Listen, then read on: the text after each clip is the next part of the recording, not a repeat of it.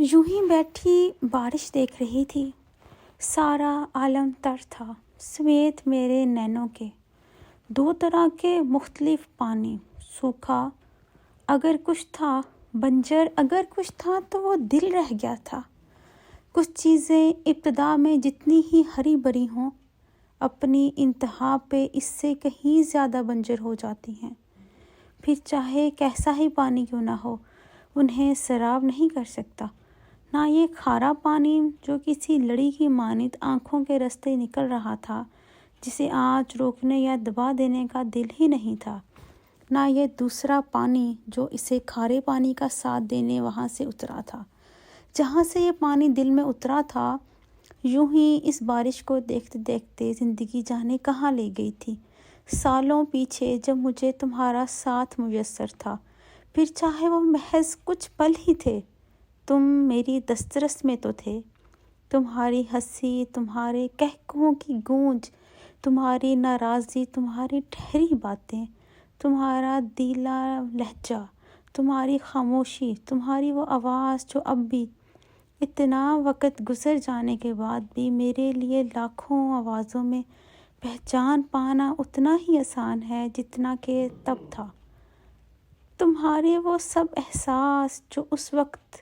صرف مجھ سے ہی جڑے تھے، ہمارے وہ کچھ پل جو تم میرے خیال پڑھ لیتے تھے، تمہارے نام پہ میری آنکھوں میں آنے والی وہ روشنی جو میری آنکھوں کے رنگ بدل دیا کرتی تھی، وہ بدلتے رنگ جو تمہیں کبھی اچھے نہیں لگے تھے، وہ رنگ جو تب صرف تم یا میں دیکھ پاتے تھے، آج دیکھو وہ محض 3-4 رنگ کتنے ہی رنگوں میں بکھرے تمہاری ہر یاد کے ساتھ میری آنکھوں میں اترتے ہیں۔ اب سب کو نظر آتے ہیں، سب سراہتے ہیں، پر کسے پتا ان رنگوں کے پیچھے کیا کچھ چھپا رکھا ہے، کون جانے یہ رنگ آتے کہاں سے ہیں۔ یہ ہوا میں جو کھنکی سی بڑھ رہی ہے،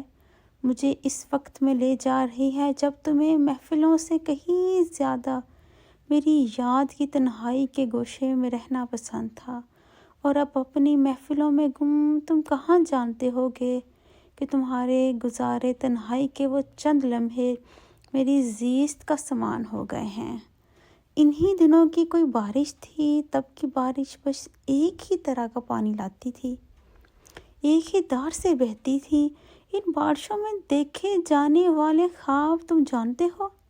آج بھی میرے سرہانے کسی سمت درے رہتے ہیں، ایسے خواب جو اپنے ہاتھ سے بنے ہوں، ان کی کرچیاں اپنے ہی ہاتھوں میں سمیٹنا،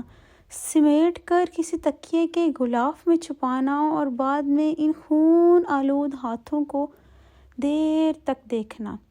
سوچتی ہوں تم سے تو یہ خواب کب کے کھو چکے ہوں گے، اچھا ہی ہے تمہیں اس اذیت سے گزرنا نہیں پڑا۔